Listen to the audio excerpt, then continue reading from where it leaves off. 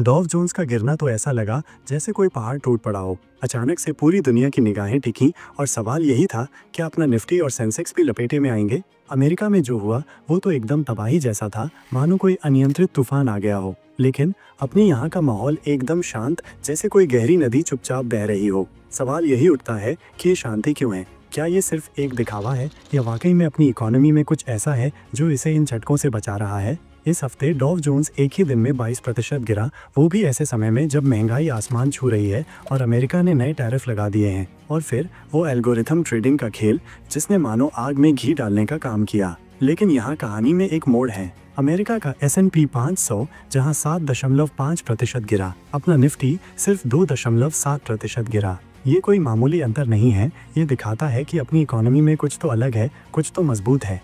India तो पिछले 30 सालों में सबसे बढ़िया लग रहा है। अलेथिया कैपिटल के जिम वॉकर का ये कहना कोई मामूली बात नहीं है। अमेरिका की तरह उल्टी सीधी ट्रेड पॉलिसी नहीं है।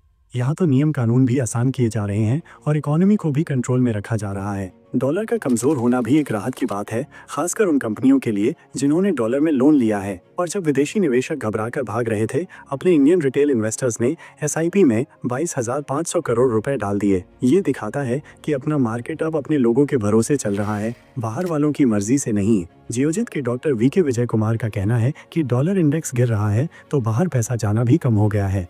IT सेक्टर में थोड़ी गिरावट आई, लेकिन बाकी सेक्टर मजबूत हैं। ग्रीन एनर्जी और मैन्युफैक्चरिंग स्टॉक तो मानो रॉकेट की तरह उड़ रहे हैं। रिलायंस का सोलर और टाटा मोटर्स का EV तो इस हफ्ते ही 12% बढ़ गया। कॉपर के दाम भी बढ़ रहे हैं, जिससे मेटल स्टॉक भी मजबूत हैं।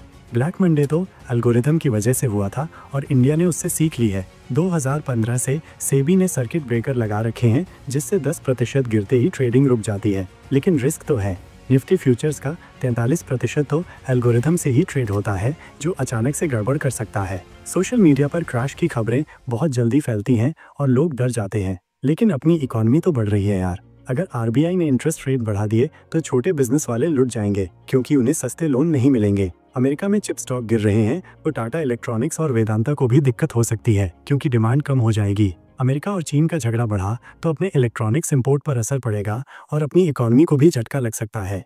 जिम वॉकर का प्लान है कि अदानी एंटरप्राइजेस के कॉपर माइन से फायदा होगा, डॉलर के खिलाफ दांव लगाओ, और लार्सन एंड टुब्रो और IRB इंफ्रा को फायदा होगा। अपने लिए टिप्स हैं कि घबराओ मत, अच्छे स्टॉक खरीदो, ज्यादा लोन वाले स्टॉक से दूर रहो और ग्रीन एनर्जी में पैसा लगाओ। इंडिया का मार्केट मजबूत है, लेकिन खतरे भी हैं। डॉलर इंडेक्स, कॉपर के दाम और ट्रेजरी यील्ड पर नजर रखो। अगर ये सही रहे तो अपना मार्केट एकदम मस्त रहेगा। वॉल स्ट्रीट में तूफान चल रहा है, लेकिन अपने लिए ये खरीदारी का मौका हो सकता है। हमें ये समझना होगा कि मार्केट में उतार चढ़ाव आते रहेंगे, लेकिन लंबे समय में भारत की अर्थव्यवस्था एक सकारात्मक दिशा में बढ़ रही है। इसलिए घबराने की जगह समझदारी से निवेश करना चाहिए और लंबे समय के लिए सोचना चाहिए। ये याद रखना जरूरी है कि हर गिरावट एक अवसर लेकर आती है और समझदार निवेशक वही होता है जो इस अवसर को पहचान कर उसका फायदा उठाए। ये भी देखना होगा कि सरकार की नीतियां किस तरह से मार्केट को प्रभावित करती हैं और उन नीतियों के अनुसार अपनी निवेश रणनीति को ढालना चाहिए। अंत में ये समझना जरूरी है कि मार्केट में कोई भी भविष्यवाणी 100% सही नहीं होती, इसलिए अपनी रिसर्च और समझदारी पर भरोसा रखना चाहिए।